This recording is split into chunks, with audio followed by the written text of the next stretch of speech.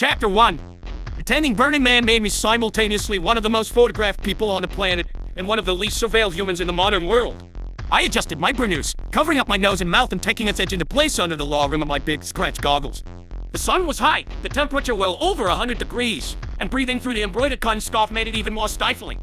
But the wind had just kicked up, and there was a lot of fly dust, fine gypsum sand, deceptively soft and powdery, but alkali enough to make your ice burn in your skin crack. And after 2 days in the desert, I had learned that it was better to be hot than to choke. Pretty much everyone was holding a camera of some kind, mostly phones of course, but also big SLRs and even old-fashioned film cameras, including a genuine antique-plated camera that operated out from the desk under a huge black claw that made me hot just to look at it. Everything was ruggedized for the fine blowing dust, mostly through the simple expedient of sticking it in a Ziploc bag, which is what I'd done with my phone.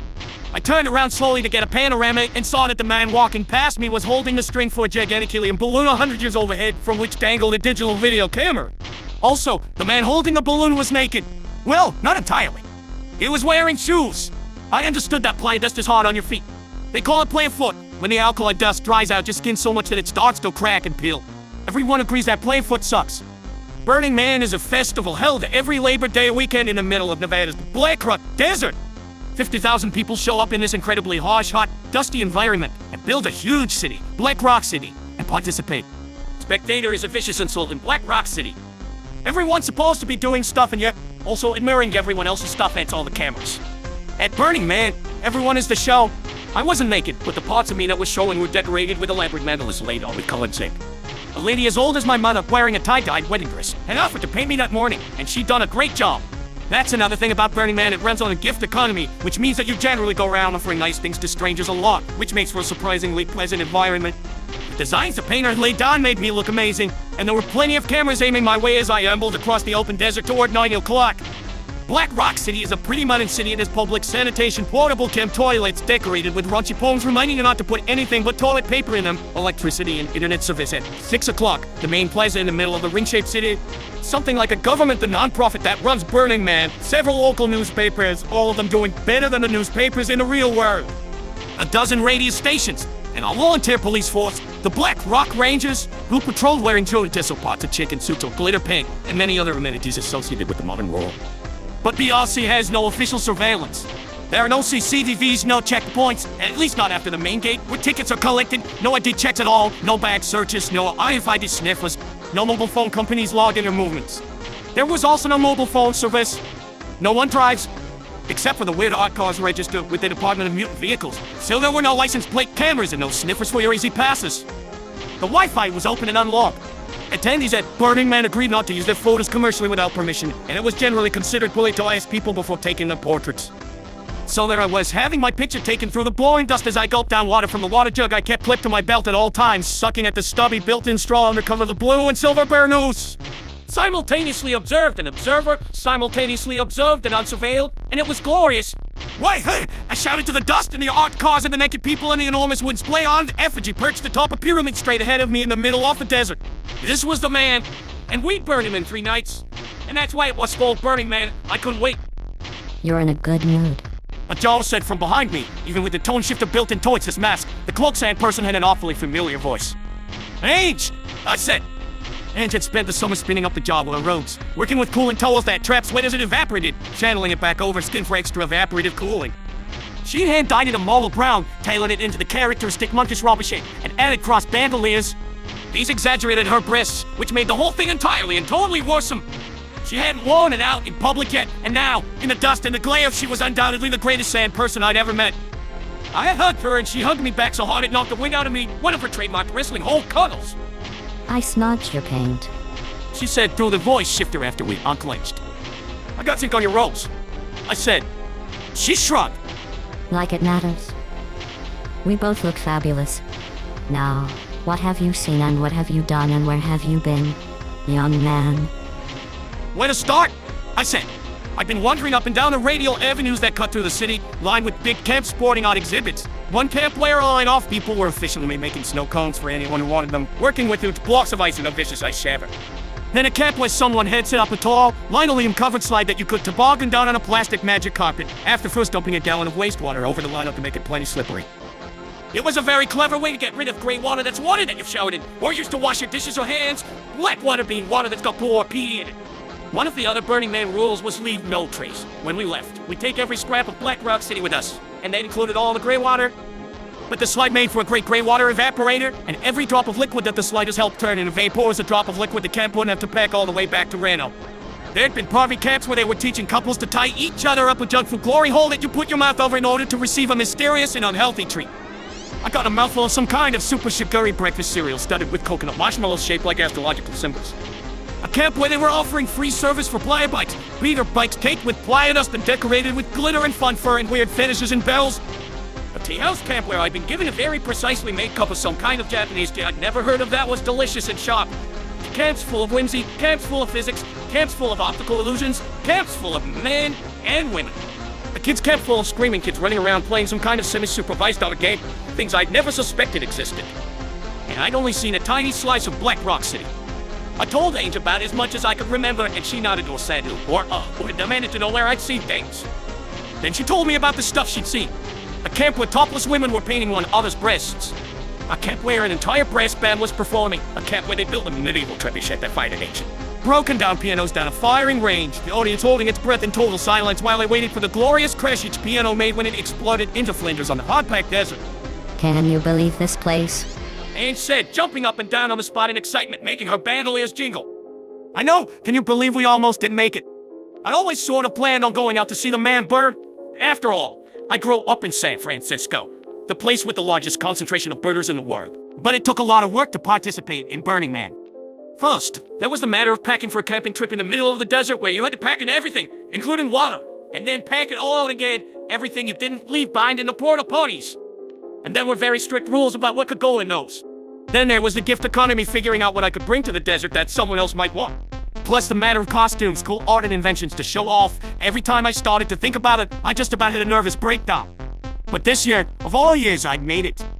This was the year both my parents lost their jobs. The year I dropped out of college rather than take on any more student debt. The year I'd spent knocking on every door I could find, looking for paid work. Anything, without getting even a nibble. Never underestimate the determination of a kid who is cash poor and time rich. Ange said solemnly, pulling down her face mask with one hand and yanking me down to kiss me with the other. That's catchy. I said, you should print t-shirts. Oh, She said. that reminds me. I got a t-shirt. She threw open a robe to reveal a proud red tee that had read, make beautiful art and set it on fire, laid out like those British keep calm and carry on posters with the Burning Man logo where the crown should be. Just in time, too, I said, holding my nose. I was only partly kidding. At the last minute, we both decided to ditch half the clothes we planned on bringing so that we could fit more parts for Secret Project X1 into our backpacks. Between that and taking bits and bits mess by rubbing the worst of the dried sweat, body paint, sunscreen, and miscellaneous fluids off with baby wipes once a day, neither of us smelled very nice. She shrugged. The playa provides. It was one of the Burning Man mottos we picked up on the first day, when we both realized that we thought the other one had brought the sunscreen, and just as we were about to get into an argument about it, we stumbled on sunscreen camp. The playa provides, they said, and wished us well. I put my arm around her shoulders. She dramatically turned her nose up at my armpit and made a big show of putting on her face mask. Come on, She said. let's go out to the temple. The temple was a huge, two-story sprawling structure dotted with high towers and flying buttresses. It was filled with robotic Tibetan gongs that played strange clanging tunes throughout the day. I'd seen it from a distance that morning while walking around at the playa, watching the sun turn the dust rusty orange, but I hadn't been up close. The outer wings of the temple were open to the sky, made of the same lumber as the rest of the whole elaborate curlicue structure. The walls were lined with benches and were set with niches and nooks. And everywhere, every surface was covered in writing and signs and posters and pictures. And almost all of it was about dead people. Oh, Ange said to me, as we trailed along the walls, reading the memorials that had been inked or painted or stapled there. I was reading a handwritten 30-page long letter from an adult woman to her parents, about all the ways they'd hurt her and made her miserable, and destroyed her life, about how she felt when they died, about how her marriages had been destroyed by the craziness she'd instilled in her. It veered from wild accusation to tender exasperation and anger to sorrow, like some kind of emotional roller coaster. I felt like I was spying on something I wasn't supposed to see, except that everything in the temple was NPC. Burners, dressed and undressed like a circus from the end of the world, walked solemnly around these, reading them more often than not with tears running down their faces. Pretty soon, I had tears running down my face. It moved me in a way that nothing had ever moved me before. Especially since it was all going to burn on Sunday night before we tore out Black Rock City and went home. Ange sat in the dust and began looking through a sketchbook whose pages were filled with dense, dark illustrations. I wandered into the main atrium of the temple, a tall, airy space whose walls were lined with golems. Here, the floor was carpeted with people, sitting and lying down, eyes closed, soaking in the solemnity of the some with small smiles, some weeping, some with expressions of utmost serenity. I tried meditating once during a drama class in high school. It hadn't worked very well. Some of the kids kept on giggling. There was some kind of shouting going on in the hallway outside the door. The clock on the wall ticked loudly, reminding me that at any moment, there'd be a loud buzzer and the roaring stamp of thousands of kids all trying to force their way through a throng to their next class. But I read a lot about meditation and how good it was supposed to be for you. In theory, it was easy to just sit down and think of nothing. So I did. I shifted my utility belt around so that I could sit down without it digging into my ass and waited until a patch of floor was vacated, then sat. There were streamers of sunlight piercing the high windows above, lancing down in gray gold spikes that glittered with dancing dust. I looked into one of these at the dancing motes and then closed my eyes. I pictured a grid of squares, featureless and white with thick black rims and sharp corners. In my mind's eye, I erased one square, then another, then another. Now there was just one square. I erased it. There was nothing now. I was thinking of nothing. Literally. Then I was thinking about the fact that I was thinking about nothing, mentally congratulating myself. And I realized that I was thinking of something again. I pictured my squares and started over. I don't know how long I sat there, but there were moments when the world seemed to both go away and be more present than it ever had been. I was living in that exact and very moment, not anticipating anything that might happen later, not thinking of anything that had just happened, just being right there. It only lasted for a fraction of a second each time, but each of those fragmentary moments worked where there was something. I opened my eyes. I was breathing in time with the gongs around me as slow, steady canes. There was something digging into my butt, bit of my utility belt strap or something. The girl in front of me had a complex equation branded into the skin of her shoulder blades. The burned skin curdled into deep, sharp relief mathematical symbols and numbers. Someone smelled like weed. Someone was sobbing softly. Someone outside the temple called out to someone else. Someone laughed. Time was like molasses flowing slowly and stickily around me. Nothing seemed important and everything seemed wonderful. That was what I'd been looking for all my life without ever knowing. I smiled. Hello, Mikey. A voice hissed in my ear, very soft and very close, lips brushing my lobe, breath tickling me. The voice tickled me. Dude, tickled my memory. I knew that voice, though I hadn't heard it in a very long time. Slowly, as though I were a giraffe with a neck as tall as a tree, I turned my head to look around. Hello, Masha, I said, softly. Fancy meeting you here. Her hand was on my hand, and I remembered the way she twisted my wrist around in some kind of martial arts hold the last time I'd seen her. I didn't think she'd be able to get away with bending my arm behind my back and walking me out of the temple on my tiptoes. If I shouted for help, thousands of burners would, well, they wouldn't tear her limb from limb, but they'd do something. Kidnapping people on the planet was definitely against the rules. It was in the 10 principles. I was nearly certain of it. She tugged at my wrist. Let's go. She said. Come on. I got to my feet and followed her freely into my own world, and even though I trembled with fear as I got up, there was a nugget of excitement in it, too. Of course, this was happening now, at Burning Man. A couple years ago, I'd been in the midst of more excitement than anyone would or could want. I'd led a techno-guerrilla army against the Department of Homeland Security, met a girl, and fallen in love with her, been arrested and tortured, found celebrity, and sued the government. Since then, it had all gone downhill, in a weird way. Being waterboarded was terrible, awful, unimaginable. I still had nightmares, but it happened and then it ended. My parents' slow slide into bankruptcy, the hard, grinding reality of a city with no jobs for anyone, let alone a semi-qualified college dropout like me, and the student debt that I had to pay every month. It was a pile of misery that I lived under every day, and it showed no sign of going away. It wasn't dramatic, dynamic trouble, the kind of thing you got with stories out of years after the fact. It was just, reality. And reality sucked. So I went with Marsha because Marsha had been living underground with Zeb for the better part of 2 years, and whatever else she was someone whose life was generating a lot of exciting stories. Her reality might suck too, but it's something huge, shall we? Neon letters, not in quiet, crap, and writing of a desperate and broke teenager scribbling in his diary. I went with Masha. She led me out of temple. The wind was blowing worse than it had been before, real whiteout conditions, and I pulled down my goggles and pulled up my scarf again. Even with them on, I could barely see, and each breath of air filled my mouth with the taste of dried saliva and powdery gypsum from my burnous. Marsha's hair wasn't bright pink anymore. It was a mousy blonde or brown, turned gray with dust, cut into duckling fizz all over, the kind of haircut you could maintain yourself with a clipper. I had the haircut off and on through much of my adolescence. Her skull bones were fine and fragile, her skin stretched like paper over cheekbones. Her neck muscles corded and her jaw muscles jumped. She'd lost weight since I'd seen her last, and her skin had gone leathery brown, a color that was deeper than a mere summer tan. We went all of 10 steps out from the temple, but we might have been a mile from it. It was lost in the dust. There were people around, but I couldn't make out their words over the spooky moan of the wind blowing through the temple's windows. Bits of grit crept between me, Glados, and my sweaty cheeks and made my eyes and nose run. Far enough. She said, and let go of my wrist, holding her hands before her. I saw that the fingertips on her left hand were weirdly deformed and squashed and bent, and I had a vivid recollection of slamming the rolling door of a moving van down on her hand as she chased me. She'd been planning to semi-kidnap me at the time, and I was trying to get away with evidence that my best friend Daryl had been kidnapped by Homeland Security, but I still heard the surprised and paint shout she'd let out when the door crunched on her hand. She saw where I was looking and took her hand away, taking it into the sleeve of the loose cotton shit she wore. How's Tricks, Mikey? She said, "It's Markus these days." I said, "Tricks have been better. How about you? Can't say expected to see you again. Ever, especially not at Burning Man." Her eyes crinkled behind her goggles and her veil shifted and I knew she was smiling.